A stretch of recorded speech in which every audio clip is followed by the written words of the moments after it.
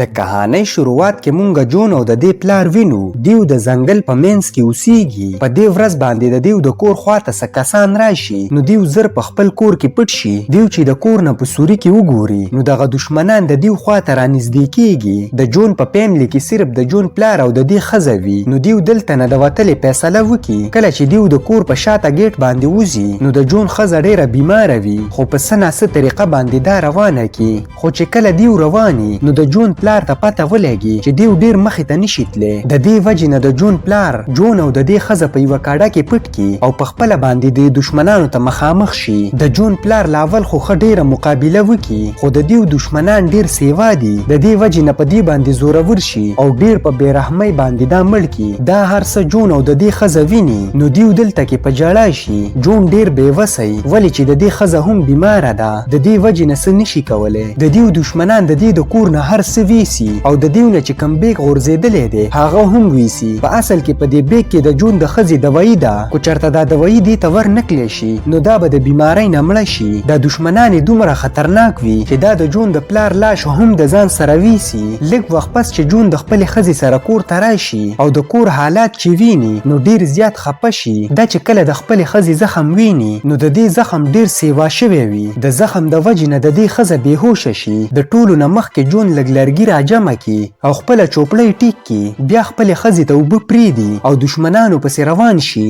ولې چې دشمنانو د دې د ښځې ګولۍ ولیدي. د دې دشمنانو د دې د کور نه ګرمې کپړې هر څه ولي نو د دې ډیره زیاته یخني کېږي. ولې چې دا د یخنۍ موسم دی خو بیا هم دا په دشمنانو پسې روان شي. د دې ډیره زیاته یخني کېږي او دې د ډیر ټیم نه خوراک څکاک هم نه کلی نو د کمزورۍ په وجه باندې دا راولویږي. خو په دغه ټیم کې یو ماشوم را روان وي. دا چې د ماشوم ته وګوري نو په دې پسې شاته ور روان شي. دا ماشوم چې څنګه جون ویني نو د یېرې د وجې نه منډه شروع کړي خو جون هم په دې پسې شاته منډه شروع کړي. دا ماشوم چې څنګه کور ته دننه شي نو دا دروازه بنده کړي او د خپل نیکه سره په کټ کې پټ شي. خو جون دا دروازه ماته کړي او دننه راشي. دا وګوري چې په دې کور کې یو ماشوم او یو زوړ سړی دی او هغوی هم د یخنۍ د لاسه رپېږي. خو جون دیو ته نور څه نه وایي بلکې د دیو نه دا ګرمې کپړې واخلي او د دې ځای نه لاړ شي. دغه شان دا په ځنګل کې په دشمنانو پسې رواني. دا یو ځای ته راورسي. دلته کې ساډوکي پراته نو دې ته پته ولګي چې دا خو زما د پلار دی. په اصل کې د دې پلار د دې دشمنانو خوړلی دی. خو په دې باندې جون ډیر زیات خفه شي او بیا د هډوکي راټول کړي او په یو کنده کې ښخ کړي. د دې ځای نه جون فیصله وکړي چې زه به د خپل پلار بدله خامخا اخلم او په دشمنانو پسې روان شي. د لږ مزل نه پس دا وګوري چې دلته کې یو ټینټ لګېدلی دی. د ټولو نه مخکې دا یو کاڼی غوزار کړي نو دې ته پته ولګي چې دلته څوک نشته. دا چې کله دې ټینټ ته ورشي په دې ټینټ کې دننه دې ته څه سامان میلاو شي. یو ډبې او یو ماچس وي او یو چاقو وي او یو ورته سیټي میلاو شي. دا سامان راواخلي او د دې ځای نه روان شي. خو دا په دې ځنګل کې ګرځي راګرځي نو د دې نه د دشمنانو ټیکانه ورکه شوې وي. دا بار بار په یو ځای باندې تاویږي ولې چې دا ځنګل ډیر زیات ګڼ دی. د دې وجې نه دا یو غټې ونې ته وخیږي او د دشمنانو ټیکانه معلوموي. خو د دې ونې نه دا راخوی شي او د ډیرو لړ ځای نه دا لاندې راولویږي. د دې په راولېدلو سره ځنګلي سپي دلته راشي. په دې ټیم کې دا د سپو غپا واوري نو دا د دې ځای نه په منډه باندې ځان ایستل غواړي خو دا تښتېدی نشي ولې چې د دې خپه زخمي شوي وي. دا په مزه مزه د دې ځای نه د وتلې کوشش کوي. په دې باندې شپه ولګي. دلته کې دا لرګي راټول کړي او اور بل کړي ولې چې د ځنګلي سپو څه پته نه لګي. کله چې ځنګلي سپي د دې خواله راشي نو دای په دې اور باندې د ځان نه لرې شړي. دغه شان ټوله شپه تېره شي. د دې نه پس جون دوباره روان شي د خپلو دشمنانو په تلاش کې. په لاره کې په اوبو کې داسې وینه ویني نو دې ته پته ولګي چې زما دشمنان دلته کې نږدې دي. دا په دې اوبو پسې روان شي.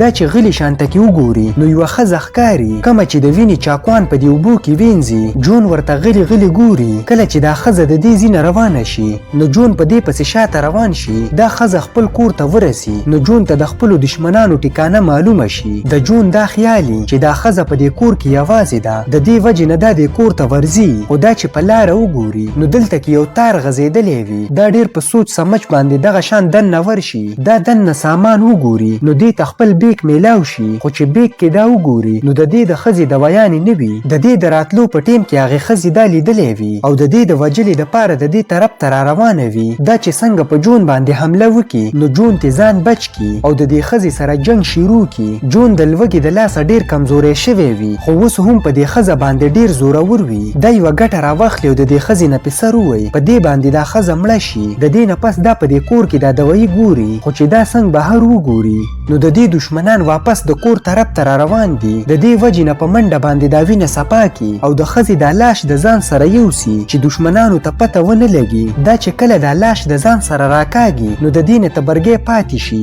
دا د یوې ونې شاته پټ شي. دا چې دشمنانو ته وګوري نو دا ځل د دې دشمنانو هغه ماشوم راوستی وي. په دې کې د یو کس نظر په هغه تبرګي باندې ولګي نو دا د خبره خپلو ملګرو ته وکي. نو دیو د هر ځای تلاشي شروع کی. د دې وجې نه جون دا لاش په پاڼو کې پټ کی او په خپله هم د دې ځای نه لرې لاړ شي. لږ وخت پس چې د دې دشمنان دلته نه لاړ شي نو دا یو ځل بیا دغه کور ته ورتلل غواړي خو دلته کې دا وګوري چې یو زخمي دشمن د کور پیره کوي. دغه دشمن چې څنګه کور ته دننه ورشي نو جون دغه ماشوم خواله راشي. دا ماشوم چې جون ویني نو په ژړا شي. د دې دا خیال چې دا هم به د ځنګلیانو یو ملګری وي خو دا د دې ماشوم نه رسۍ کولاو کی. د ماشوم په ژړا باندې دشمن ته پته ولګي نو دا بار ته راوځي خو د دې نه مخکې جون دا ماشوم کولاو کی او د ځان سره پټ کی. د دې نه پس جون په پټه باندې کور ته دننه ورشي نو دلته کې د لرګي یوه پیټۍ پرته وي او په دې باندې تاله لګېدلې وي. جون ته پته ولګي چې زما د ښځې دوایي به هم په دې پیټۍ کې وي. د دې وجې نه د تالې د ماتولې کوشش کوي. دا ډیر کوشش وکي خو دا تاله ماته نه کی. په دغه ټیم کې د جون دشمنان دلته راشي نو دا زر د کور شاته پټ شي. د دشمنانو مشر چې کله دننه راشي نو دا ګوري چې په تاله باندې خټې لګېدلې دي. د دې نه ورته پته ولګي چې د تالې د ماتولې چا کوشش کړی دی. دغه مشر دا خبره خپلو ملګرو ته وکي. دا دشمنان د دې ځای نه لاړ شي خو جون ته پته وي چې دا په اصل کې تلي نه دي بلکې په ما باندې نظر ساتي. د دې وجې نه دا ټوله شپه په دې ځای باندې تیره کي.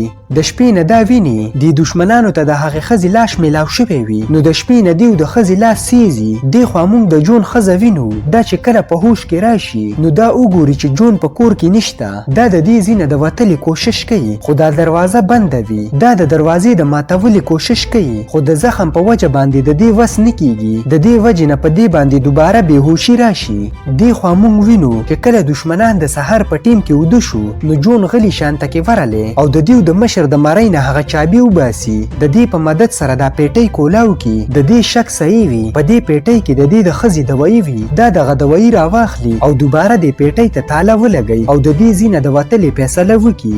دا چې څنګه د دې ځای نه تښتي نو دا د یو مزي نه ولګي. د ټلۍ په وجه باندې دا دشمنان راویښ شي نو دیو په جون پسې شاته ولګي. دا ډیره منډه ووهي خو اخر د دې وس ختم شي. د دې دشمنان جون ونیسي نو د دې نه ګرمې کپړې وباسي.